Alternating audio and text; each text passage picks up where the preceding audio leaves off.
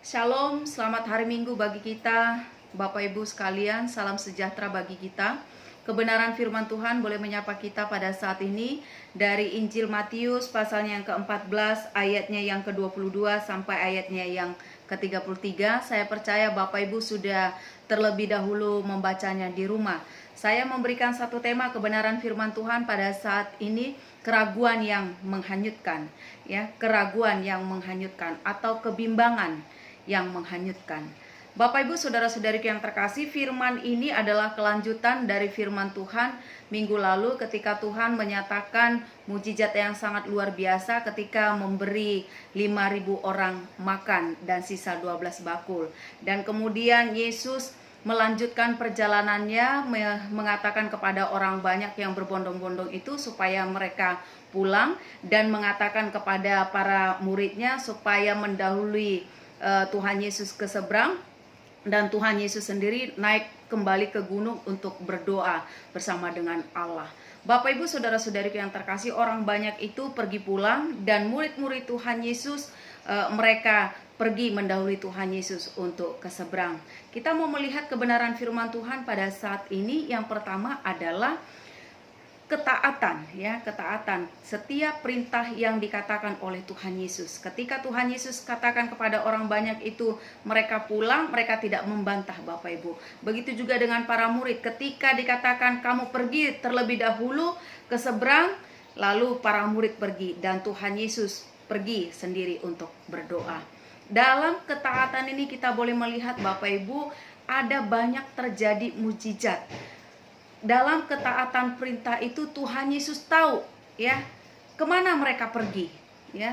Tuhan Yesus tahu orang banyak itu pergi pulang dan Tuhan Yesus tahu murid itu pergi mendahulunya ke seberang dan Tuhan Yesus sendiri pergi untuk berdoa bersama dengan Allah.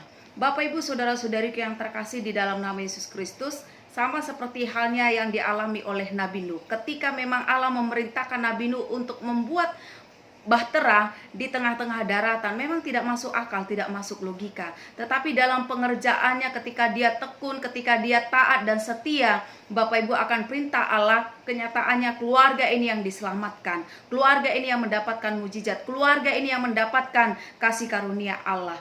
Dia taat sekalipun tidak masuk akal dan logika. Dalam iman percayanya, ketika Allah sudah perintahkan, dia melakukannya. Kenyataannya keluarganya yang selamat dari air bah tersebut. Bapak Ibu saudara-saudariku yang terkasih di dalam nama Yesus Kristus, ketaatan akan menimbulkan satu mujizat di tengah-tengah kehidupan kita. Ketika kita taat terhadap perintah Tuhan, ketika kita melakukannya, ada mujizat yang sangat luar biasa. Kemudian kita melihat Bapak Ibu saudara-saudariku yang terkasih, fokus terhadap Yesus, ya. Fokus terhadap Yesus. Ketika memang Yesus tahu ada angin atau badai yang sangat luar biasa, pasti Yesus merasakan, pasti di laut akan terjadi goncangan yang sangat luar biasa. Yesus pergi mendapatkan murid-muridnya. Bapak Ibu saudara-saudari yang terkasih, Yesus pergi mendapatkan murid-muridnya.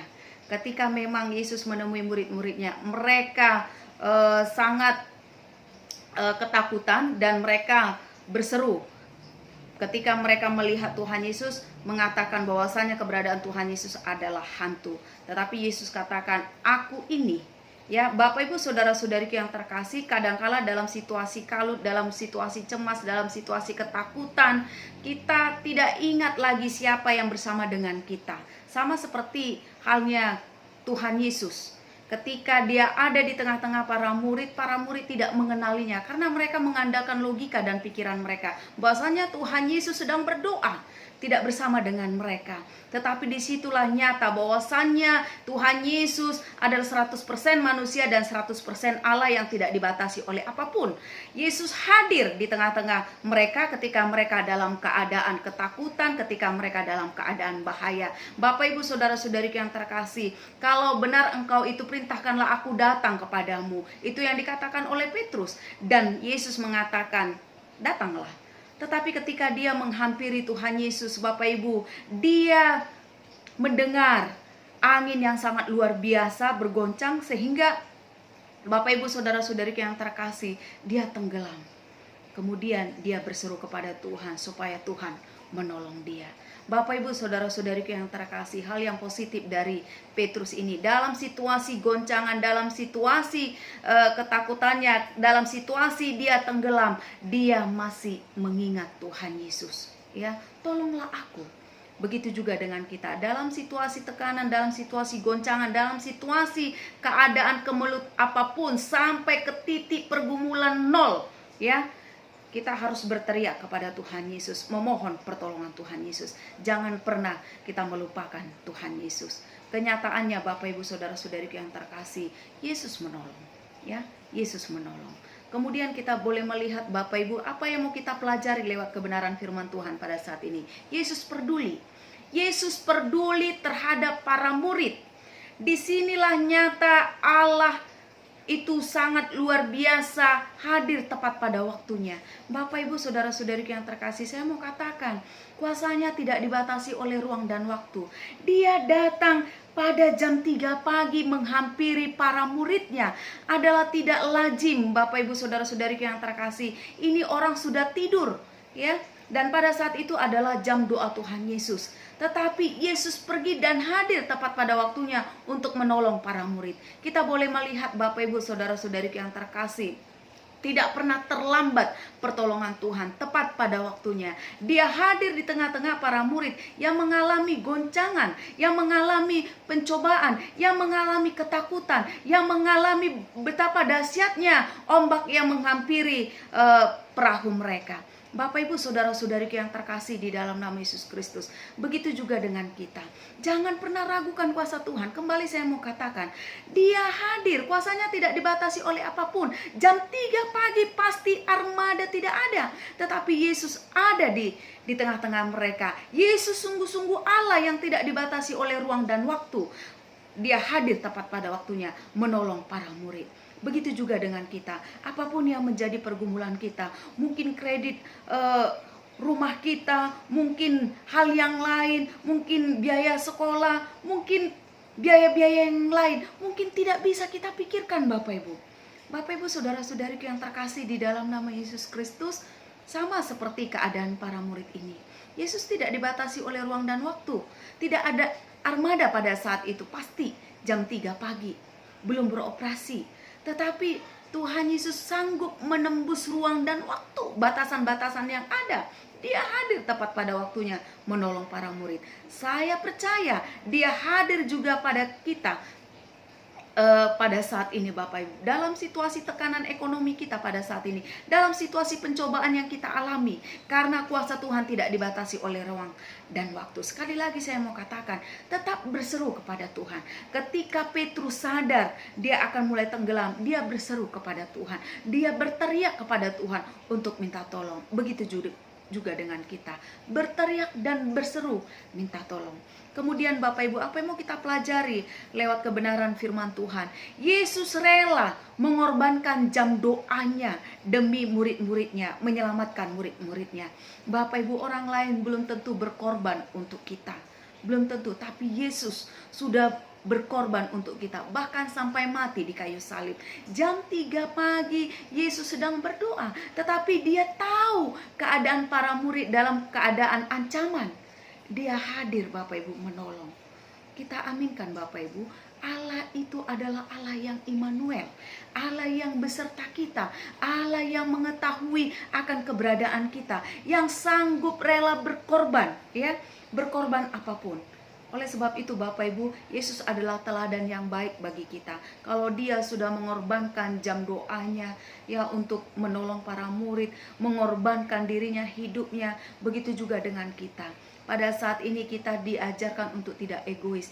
Pada saat ini kita diajarkan untuk saling berbagi, untuk saling memperhatikan, yang tidak dibatasi oleh apapun. Jangan lihat dia latar belakang agama apa. Jikalau tetanggamu dalam hal kekurangan, mari kita bantu. Mari kita saling memperhatikan satu dengan yang lainnya. Ya, sifat kemanusiaan ini harus lebih kita tonjolkan, karena memang itulah yang ditunjukkan oleh Tuhan Yesus. Dia selalu menyatakan rasa simpati dan empatinya.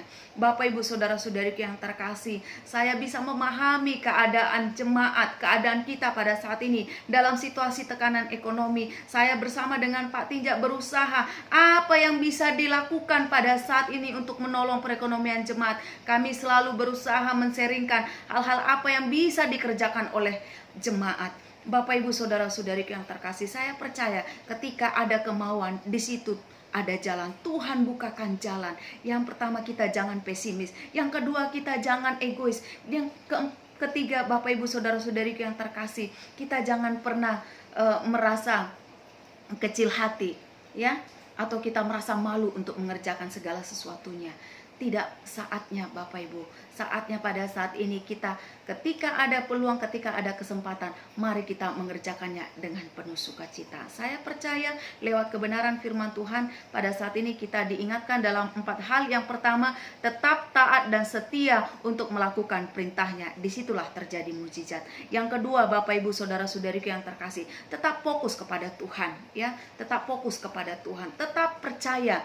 Jangan dengarkan omongan orang. Jangan tergoda dengan kehidupan dunia ini, sehingga kita tidak fokus lagi kepada kuasa Tuhan. Yang ketiga, Bapak Ibu, Yesus itu peduli. Dia tidak dibatasi oleh ruang dan waktu. Di jam yang tepat dia datang. Yang keempat, Yesus rela berkorban, meluangkan jam doanya, mengorbankan jam doanya untuk menolong murid-muridnya. Begitu juga dengan kita. Dia akan datang dan berkorban dan meninggalkan segala tahtanya untuk menolong kita. Saya percaya Bapak Ibu saudara-saudariku yang terkasih, dia tidak dibatasi oleh ruang dan waktu. Jangan pernah ragu, sehingga keraguan, kebimbangan itu yang membuat kita tidak fokus lagi kepada kuasa Tuhan. Amin. Tuhan Yesus memberkati.